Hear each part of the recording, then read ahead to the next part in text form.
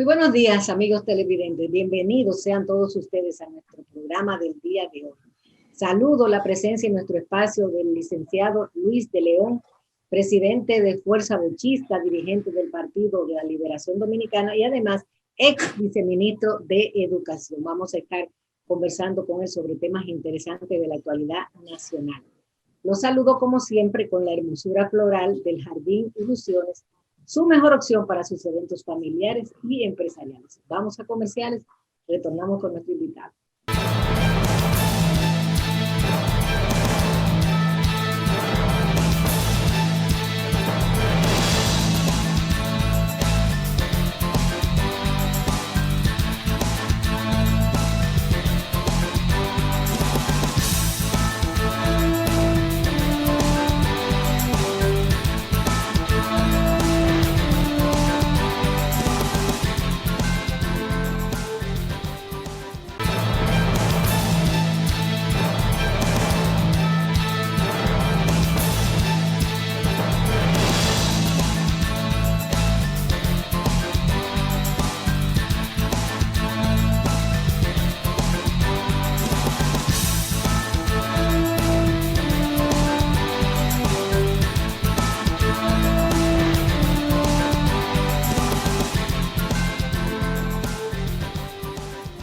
Damos la bienvenida a nuestro programa al licenciado Luis de León, quien es dirigente del Partido de la Liberación Dominicana, presidente de Fuerza Bochista y es viceministro de Educación. Buenos días, Luis, ¿cómo está?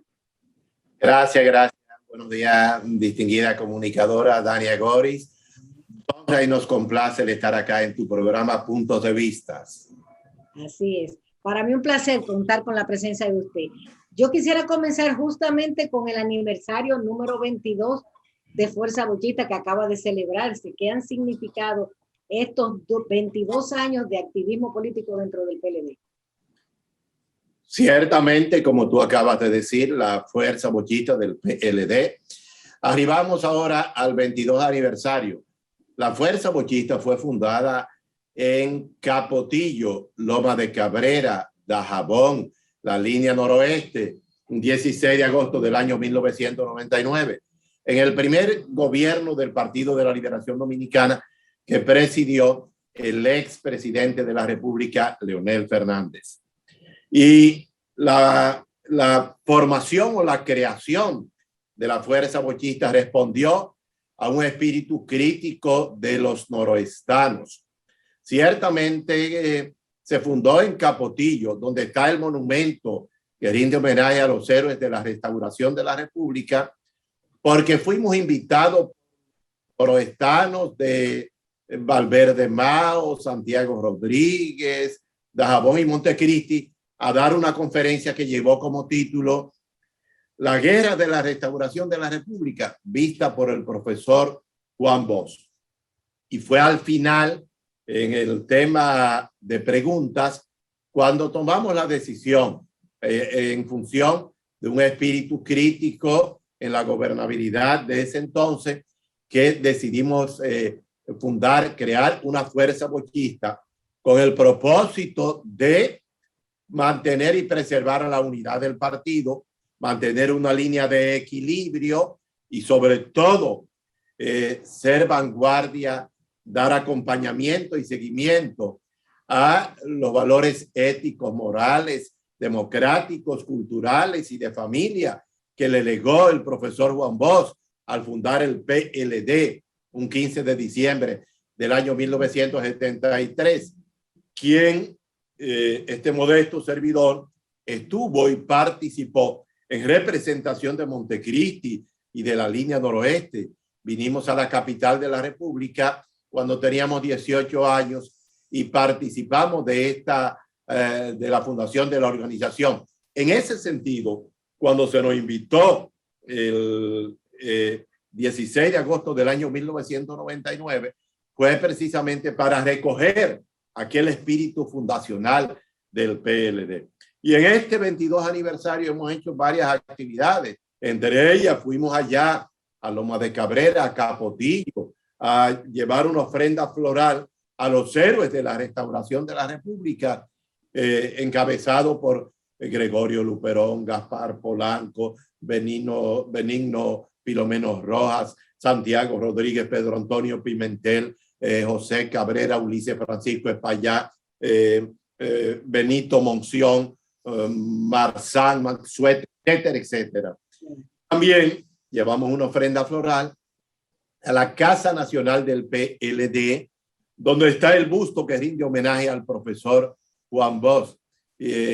Además de una actividad de reflexión que efectuamos toda la dirigencia del país, en donde enviamos un mensaje nacional al PLD y al país, en el sentido siguiente.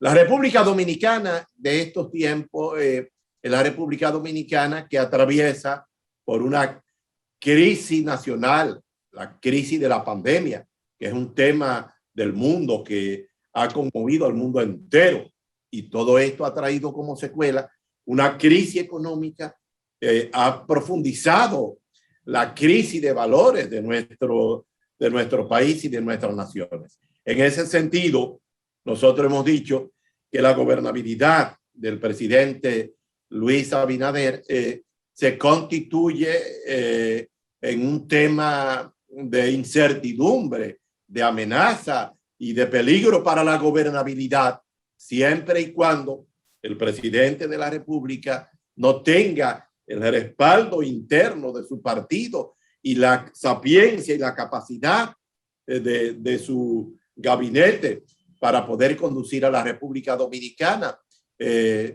hacia senderos de estabilidad económica, de estabilidad democrática y sobre todo de seguridad para la familia, para el país. ¿Cómo usted percibe al PLD en este momento, Luis? En ese orden hemos llamado al Partido de la Liberación Dominicana, una filípica hemos hecho, le hemos advertido que es necesario que se prepare para producir una unidad, la unidad entre el PLD y la Fuerza del Pueblo, y que cree una comisión de unidad, porque los propósitos del PLD y de la Fuerza del Pueblo están amparados en el líder histórico, el profesor Juan Bosch, y el gran compromiso de ambas organizaciones es con el pueblo, es con la paz, es con la unidad, es con el diálogo, es con la preservación de la gobernabilidad, para evitar que el país caiga en una situación de ingobernabilidad social. Por eso nosotros decimos que la gran dirigencia del PLD y la gran dirigencia de la Fuerza del Pueblo deben dejar la diatriba, el odio, el insulto, deben concentrarse en el país, que es más importante que todos nosotros. Ciertamente, lo que acabamos de observar en el primer año de gobierno del PRM son situaciones que preocupan a la familia, a la sociedad dominicana, por lo cual el PLD y la Fuerza del Pueblo, ante la crisis global, la crisis mundial, porque hay una crisis económica mundial, la situación de incertidumbre mundial, tiene que en consecuencia potencializar la necesidad de reencontrarse, del perdón, de la aceptación de que ese fue un error garrafal, dividir al PLD, porque no cabe duda, distinguida dama Dania Goris, que la República Dominicana, los mejores gobiernos que ha tenido han sido los gobiernos del Partido de la Liberación Dominicana. Primero el gobierno del profesor Juan Bosch, ¿verdad? 1963. Y los gobiernos del PLD que le han traído al país estabilidad económica, desarrollo económico, crecimiento económico, modernización de la República Dominicana, institucionalidad democrática, que le han traído también al país educación, cultura, tolerancia. Es decir, el PLD, la obra de gobierno del PLD está en todo el país, no es un invento. Fueron 20 años en donde se ven los avances y los aportes que han hecho los gobiernos del PLD a la democracia, a la estabilidad, a la paz. Un gobierno es luces y sombras. Las luces del PLD son todo esto que he dicho. La sombra, bueno, la corrupción. Pero hay una distancia abismal entre la corrupción y la sombra. Y en realidad no se puede permitir que se satanicen los gobiernos del PLD.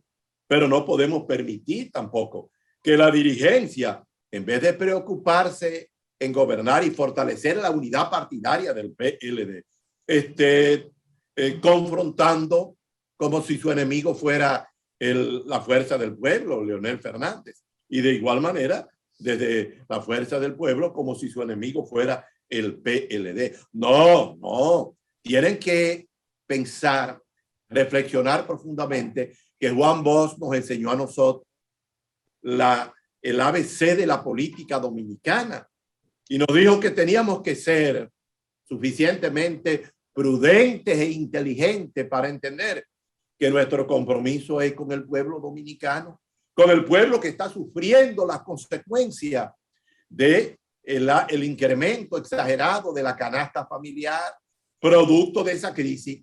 Y nosotros advertimos que el pueblo todavía no ha visto los resultados de esa crisis económica que vienen como consecuencia de la crisis mundial. Todavía no se han visto. Y hay que advertir que la gobernabilidad que lleva a cabo el presidente Luis Abinader nos está avisando que hay señales de mucha confrontación internamente. Más, nosotros decimos que el gobierno de Luis Abinader, sus enemigos son internos más que la oposición política, porque la oposición política dominicana, la del PLD y la de la Fuerza del Pueblo, es constructiva, ha sido prudente, amén de cosas que se puedan decir y hablar. Pero ambas instituciones están poseídos de un espíritu constructivo para ayudar a gobernar, porque a nadie le conviene que este gobierno, por el espíritu de contradicciones y de problemas internos y por la falta de experiencia, y digo yo también, por la falta de espíritu patriótico de amor al pueblo, bueno, colapsen y le presenten al país, al pobre pueblo dominicano, situaciones altamente difíciles, en un momento en que la humanidad, toda la humanidad en todas partes del mundo, hay incertidumbre, hay crisis económicas, sociales, la gente, su nivel de calidad de vida ha bajado. En consecuencia, termino diciendo que la Fuerza del Pueblo y el Partido de la Liberación Dominicana deben abocarse a una unidad, conservando sus partidos, ¿verdad? Conservando el PLD, conservando la Fuerza del Pueblo. Pero es la unidad por la gobernabilidad, la unidad por la estabilidad económica, la unidad por la educación dominicana, por la estabilidad de la educación dominicana, la unidad por el pueblo pobre, el pueblo pobre que son las bases del partido de ambas organizaciones, que son los que sufren las consecuencias, y las bases de las demás organizaciones políticas. Es decir, bien, enviamos un mensaje de unidad, de tolerancia, de comprensión, de perdón y de entendimiento de lo que, del mundo, de lo que está ocurriendo en el mundo entero en estos momentos. ¿Cómo no? Vamos a una pausa, retornamos con nuestro invitado. No se vaya.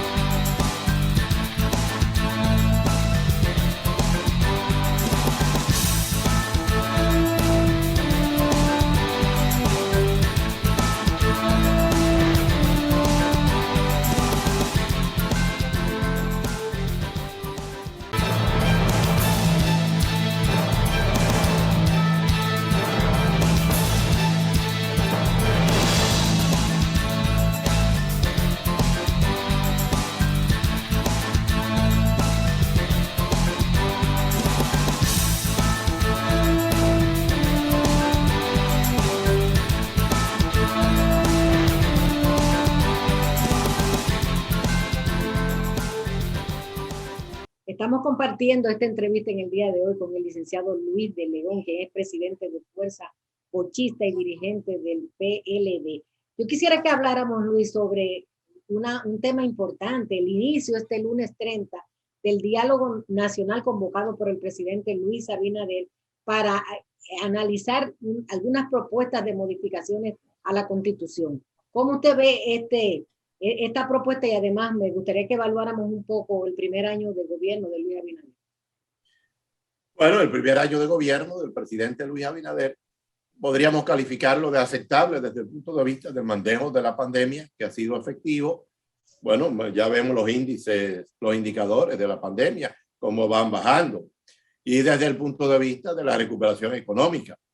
Sin embargo, hay que plantear que la propuesta de reformas que él ha hecho, donde hay 12 reformas, donde invita al diálogo a las fuerzas políticas sociales del país, sobre todo los partidos políticos de la nación, se constituye en una propuesta que encaja en la política de reforma y de diálogo que ha vivido el país en los últimos tiempos.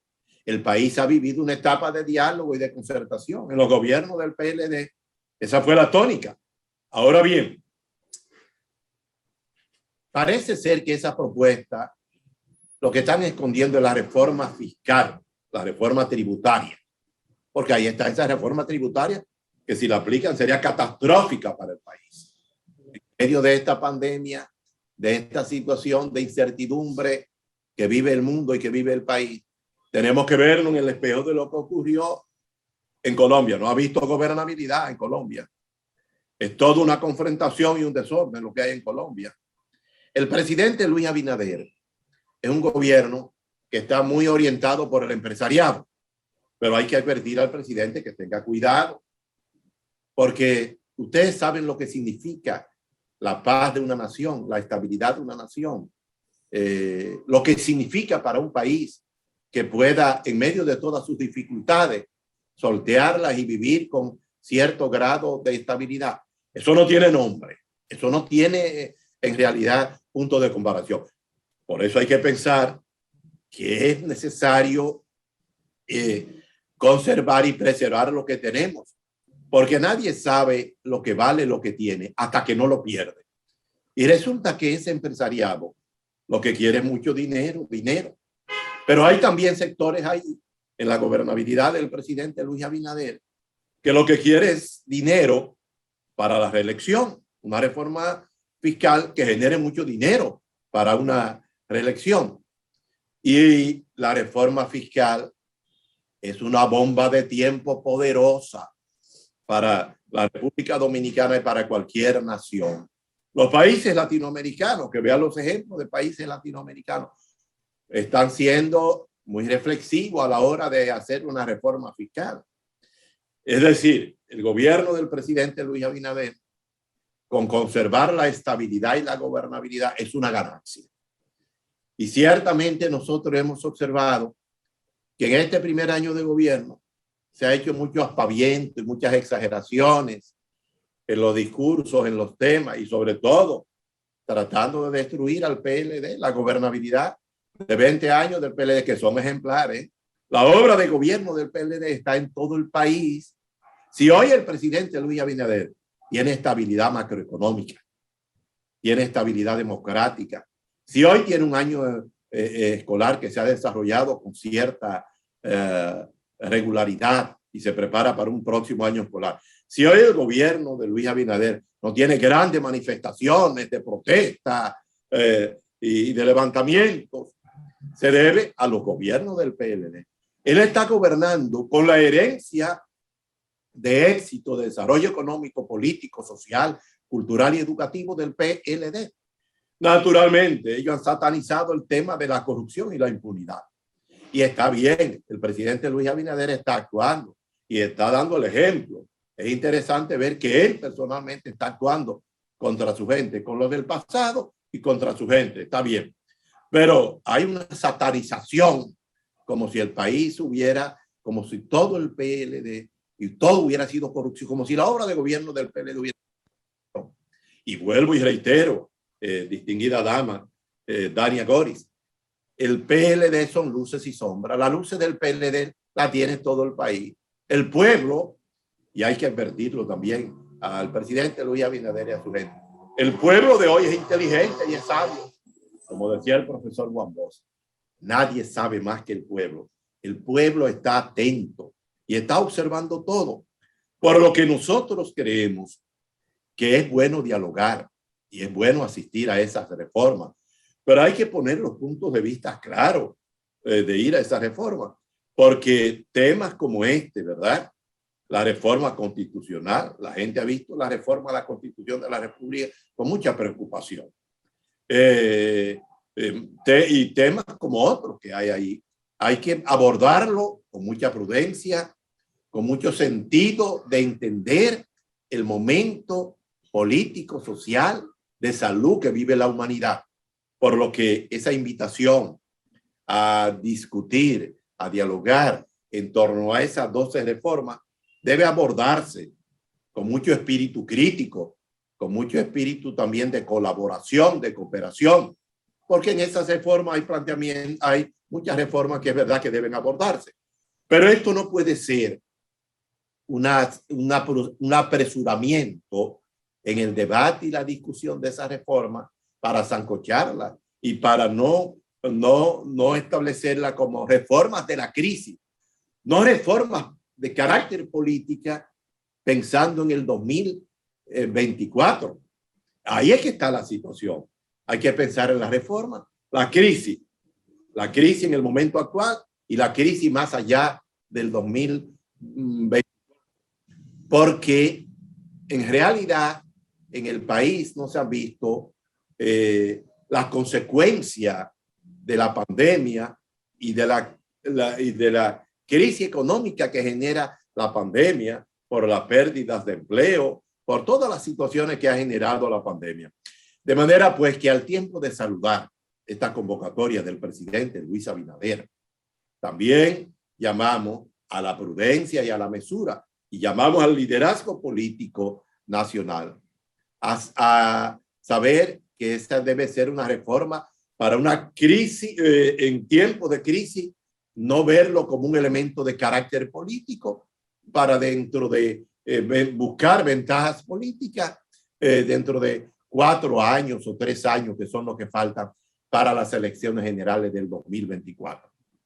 Luis, vamos a hablar un poco sobre sus expectativas frente al año escolar que está a punto de iniciar. ¿Qué espera usted de este año escolar? Bueno, el año escolar ha terminado con las realizaciones que sabemos, con las limitaciones que sabemos, porque no se podía esperar un año escolar que tuviera los éxitos de calidad como demanda y como las expectativas que se crean de diferentes sectores. Bueno, el haber mantenido a la familia dominicana por esta etapa virtual y la etapa convencional de la radio y la televisión es un éxito. Ahora, el próximo año escolar 2021-2022 no podemos iniciarlo sin tener un espíritu de advertencia, un espíritu de vigilancia, un espíritu de cuidado respecto al tema de la pandemia.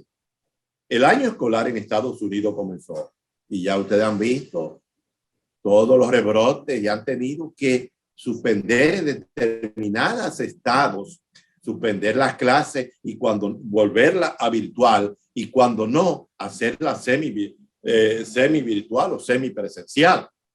No podemos hacer aplausos como hace, porque el gobierno todo quiere presentarlo y exagerarlo, como si estuviéramos en tiempos normales. Estos no son tiempos normales. Estos son tiempos de mucho cuidado a los fines de entender que estamos pisando un terreno muy movedizo. El terreno no es estable ni fértil. El terreno es un poco inconstante, inestable, por lo que nosotros llamamos al ministro de Educación, a todas las autoridades y al gobierno, a iniciar este año escolar con una vigilancia, con una reflexión extrema. La familia dominicana, todavía la familia dominicana, aunque va a enviar sus hijos a la escuela y aunque lo está enviando ya a los colegios que comenzaron esta semana, lo está enviando y lo está llevando con sigilo, con advertencia de que se den cuenta que no están normales y que la pandemia, el problema de la pandemia está ahí todavía y estamos observando, por lo que también llamamos a las autoridades de educación a crear las condiciones en las escuelas, condiciones óptimas, y si hay condición, donde no hay condiciones, que no se clase, porque la vida de nuestras niños y adolescentes para nosotros es importante que se inicie el año escolar, los niños y las niñas a las escuelas. Naturalmente, saludamos el inicio del año escolar, pero sin aspaviento, sin exageraciones, sin triunfalismo, que entendamos que el Dios Todopoderoso y el momento social de salud que vive la humanidad oigan la palabra, es todavía peligroso, es todavía preocupante, porque ya estamos viendo el mundo entero, lo que está ocurriendo en Europa y lo que está ocurriendo en Estados Unidos, que está cerca de acá. De manera que la República Dominicana no está exento de cualquier situación. No es que estamos siendo agoreros y advirtiendo situaciones. No, no, no. Nunca. Somos optimistas, somos positivos y apoyamos el inicio del año escolar. Lo que estamos diciendo es que no nos frotemos las manos para garantizar que ya la pandemia se fue. Todo esto hay que verlo al calor de la situación mundial. Es decir, la situación de la República Dominicana está bien conectada a todo lo que dicen los organismos internacionales, la OMS, la Oficina Panamericana de la Salud, etcétera, etcétera, etcétera. Así es. Hay temores porque hay muchas escuelas que no han sido supervisadas. ¿Cómo usted prevé que será esta situación cuando lleguen los estudiantes a escuelas que no tengan condiciones para las clases? Bueno, fíjese, el ministro de Educación dio un informe de la cantidad de escuelas que quedaban. Son muchas. Es más del 40% de las escuelas que no están listas. Y estamos de cara al inicio del año escolar, que es el 20 de septiembre. Eso está aquí. De manera que no se pueden festivar. No se puede iniciar el año escolar allá donde no hay condiciones. Nosotros estamos como educador de 45 años de carrera, estamos firmemente convencidos que las clases no van a poder comenzar en todas partes del país el 20 del próximo mes de septiembre, porque no van a estar dadas las condiciones. Es la realidad. No podemos, con ruedas de prensa, con declaraciones de prensa, con deseos, arreglar la realidad. La realidad es que se ha descuidado durante todo este tiempo, que las escuelas han estado sin actividad, el prepararla, el adecuarla, el remozarla para comenzar el año escolar, y se ha comenzado ahora en estos últimos días, en estos últimos meses o 2 meses. Y los problemas que tiene la escuela dominicana son problemas de que necesitan 3, 4, 5, 6 meses. Fíjese usted ahora, el concurso escolar se convocó para buscar unos 40,000 maestros, unos 40,000 maestros que necesita el sistema educativo dominicano, pero todavía no ha sido examinado ninguno. Lo que quiere decir que el año escolar va a comenzar sin esos maestros, por el hecho de que todavía el concurso no se ha efectuado. Se han colocado los documentos, la gente ha aplicado, se han depurado, pero los exámenes y las evaluaciones per se no han. Bien. Y esas evaluaciones llevan 3 meses. Así es. De manera que ese es otro problema que tenemos de dificultad para el inicio del año escolar. Como no, bien, con estas palabras vamos a concluir esta interesante entrevista del licenciado Luis de León aquí en nuestro programa. Desearle éxito en todas sus gestiones. Vamos a comerciales, volvemos con todos. Muchísimas gracias.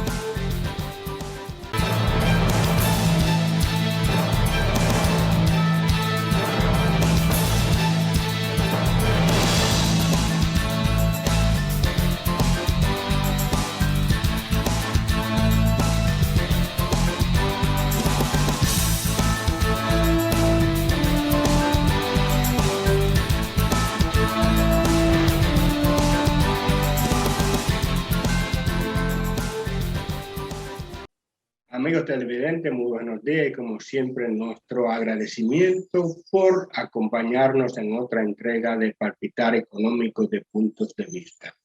Hoy nos acompaña el vicepresidente ejecutivo de la Asociación Dominicana de la Industria Eléctrica, Manuel Cabral, con quien vamos a conversar sobre el sector eléctrico en sentido general. Buenos días, Manuel, ¿cómo te sientes?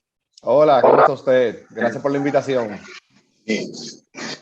Me gustaría que hiciéramos como una especie de estado de situación del sector eléctrico, porque parecería que es como la deuda impagable que se tiene en materia de resolver situaciones y hasta de reformas estructurales. ¿Cómo estamos? Ya tenemos un pacto firmado hace casi 6 meses, me parece. ¿Cómo está la situación del sector? Sí, el sector eléctrico siempre, o en los últimos años, ha presentado, vamos a decir, historias paralelas en sentido de desempeño. La parte de generación eléctrica ha venido mostrando los últimos 20 años una mejoría sustancial. Revisando la matriz de generación de los primeros 6 meses del año, la verdad que es muy positiva. Nosotros, el país, cuando digo nosotros, digo la República Dominicana, está generando ya con gas natural de manera preponderante. Cerca del 43% de todo lo que se generó en el primer semestre del año fue con gas natural, lo cual es muy positivo. El gas natural es el combustible de transición energética y así es denominado a lo que eventualmente llegaremos, ¿verdad?, a energías renovables. Las energías renovables siguen creciendo. Este gobierno ha inaugurado 3 parques de energía renovable, lo cual han sido muy importantes para continuar reduciendo las emisiones y la dependencia de los combustibles a precios internacionales. Inauguró 2 parques fotovoltaicos, es decir, de energía solar, y el fin de semana pasado, me parece, el domingo, dejó inaugurado la segunda fase de un parque eólico de aire, ¿verdad? Generación de aire, en el norte del país. Es decir que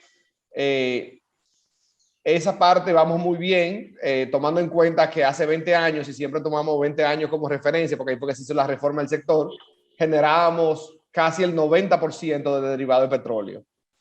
Hoy en día esos derivados de petróleo andan por 10% y seguirá bajando su participación y dejándolo como generación de emergencia, que es muy importante también.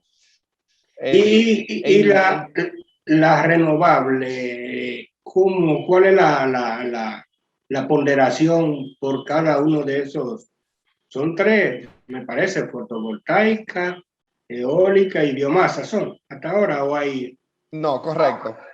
Eso es lo que tenemos en República Dominicana y es muy importante el tema renovable por múltiples razones. Uno, nosotros somos una isla caribeña, ¿verdad? Y tenemos gran potencial de energías renovables, tanto eólica, pero especialmente fotovoltaica, es decir, solar.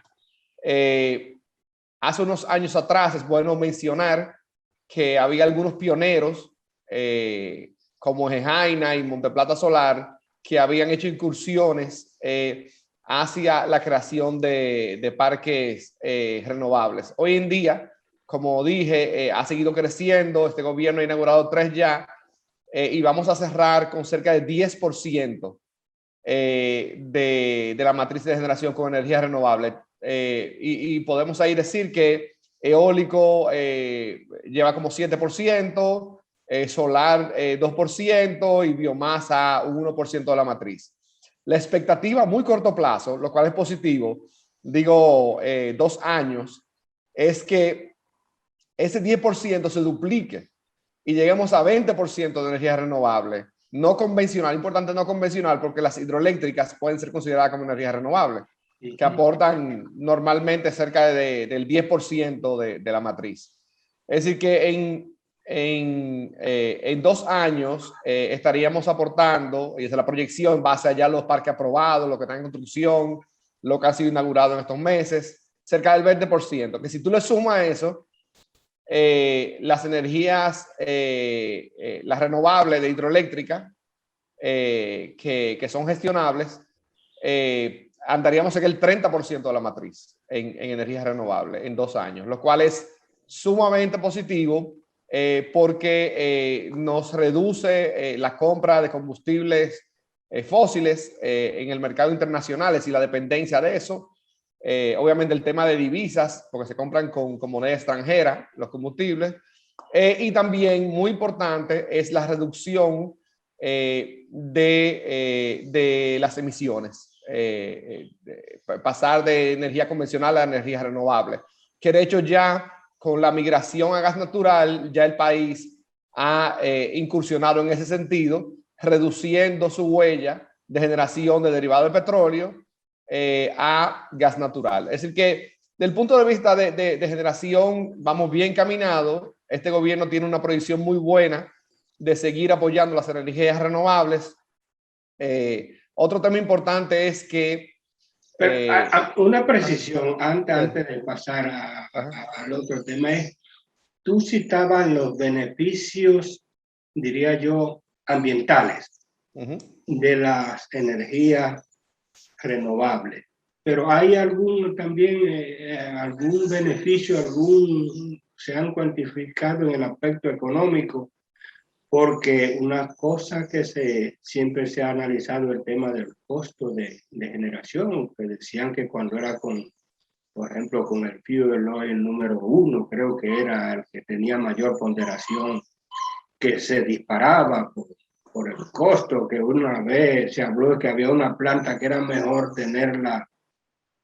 pagar sin encender que encenderla, porque tenía un impacto muy elevado sobre la tarifa, incluso sobre la generación, el costo en sentido general. Claro que sí.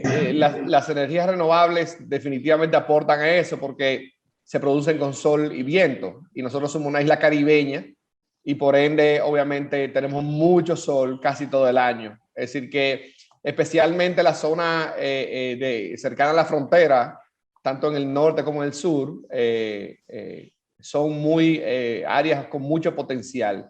En la línea noroeste hay varios proyectos que están en proceso de aprobación y comenzando su construcción.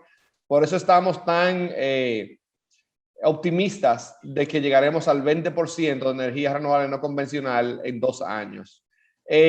Sobre el precio de generación, con la diversificación de la matriz que le indiqué, que ya estamos produciendo más del 40% con gas natural, las renovables siguen aumentando, la entrada de Punta Catalina, se ha reducido de manera sustancial el precio de generación. Estamos hablando que en el año del 2010 al 2014 el precio de generación rondaba entre 16, 20 centavos de dólar el kilovatio.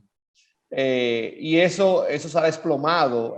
Por ejemplo, hace 2 años, en el 19, rondaba los 12 centavos de dólar. Y el año pasado cerramos con casi 7 centavos de dólar el kilovatio hora por debajo, 6.7, y este año la proyección es que ande cerca de 7.5, 7.3 el precio promedio.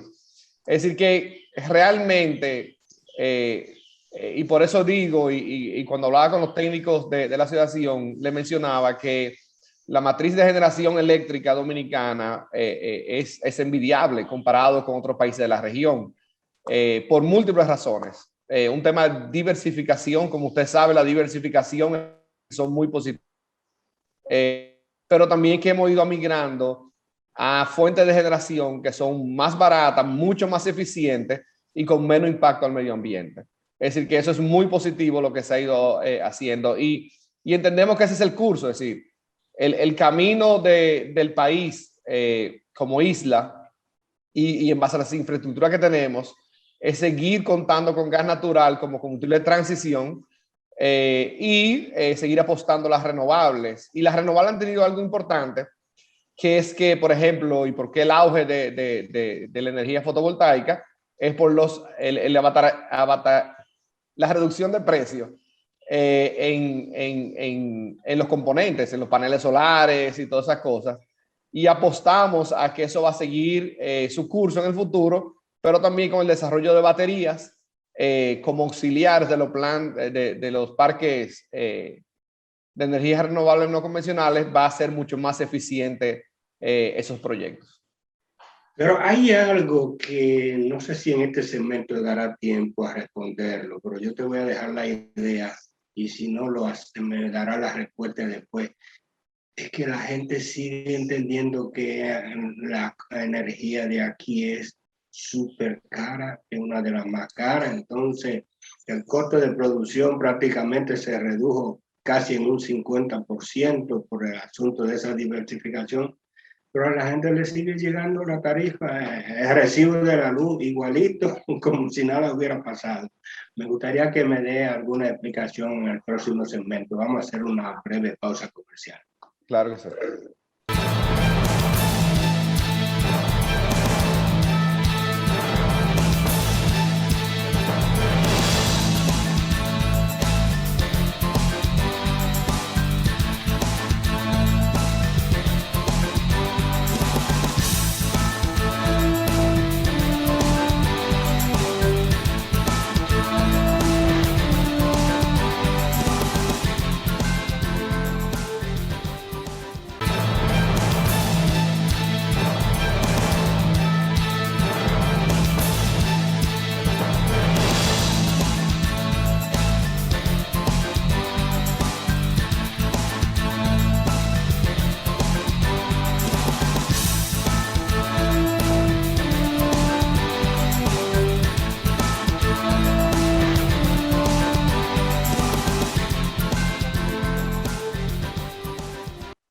Continuamos la conversación con el vicepresidente ejecutivo de la ADIES, Manuel Cabral.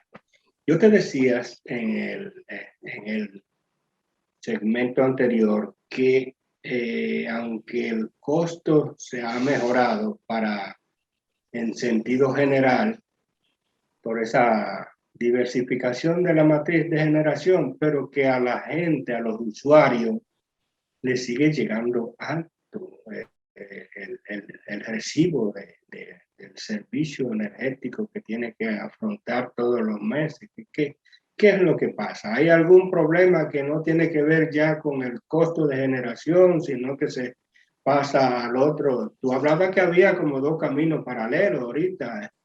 Uno es el tema de la generación y me imagino que el otro será el de la distribución. ¿Cierto? Sí, correcto. En tema de generación, como sabemos, y ha sido muy estudiado en la República Dominicana, lamentablemente se quedó atrás por muchos años. Las inversiones que se hicieron no fueron las correctas o fueron las correctas y no se le dio el seguimiento apropiado. Y por ende, lamentablemente, al año pasado teníamos las tres generadoras con importantes pérdidas. EDESUR y EDENORTE estaban en camino moderado de comenzar a bajar las pérdidas. EDESTE con pérdida altísima el año pasado, ¿verdad? Cuando entró la pandemia. Y lamentablemente nos llegó la pandemia más grande que nuestra generación va a vivir, si Dios quiere, ¿verdad? Y comenzaron las pérdidas a subir. Ahí este gobierno tomó una decisión muy importante, y es de abastecer la totalidad de la demanda, lo cual es un hito en el país. Los apagones en promedio, claro hablo, anda cerca del 1% de la demanda total, lo cual es significativo. Y entonces esos números, lamentablemente, lo hemos visto en ese sentido. Hay un tema con el costo de la energía en República Dominicana en cuanto a lo que recibimos nosotros los clientes, y es que nosotros teníamos que buscar formas alternativas, ¿verdad?, de poder mantener la electricidad en nuestra casa o la luz en nuestra casa. Y teníamos que incurrir en planta eléctrica, inversores, lámparas de queroseno, velas, y eso le daba un sobrecosto a los consumidores importante. Es decir, estamos hablando que en el cálculo, un cálculo que se hizo ya varios años atrás, ese costo lo estimaba en 600 millones de dólares al año, sí, el país completo, lo cual es muy importante como país. Y eso ya con esta iniciativa que ha hecho el gobierno se ha reducido ese costo. Ahora, los planes que tiene el gobierno de reducir los gastos operativos, y cuando digo gasto operativo, yo digo todo, desde nómina, desde contratistas, etcétera, de las distribuidoras, y el plan que ellos están aplicando de reducción de pérdidas es inminente. Si tienen que seguir trabajando en ese sentido para lograr que la reducción que hemos tenido en el precio de generación sea traducido a los clientes. Aquí hay muchos clientes que están subsidiados, eso lo sabemos. El pacto eléctrico que usted lo mencionó al principio habla de todo el tema de o manda, instruye, porque el pacto eléctrico de recomendaciones,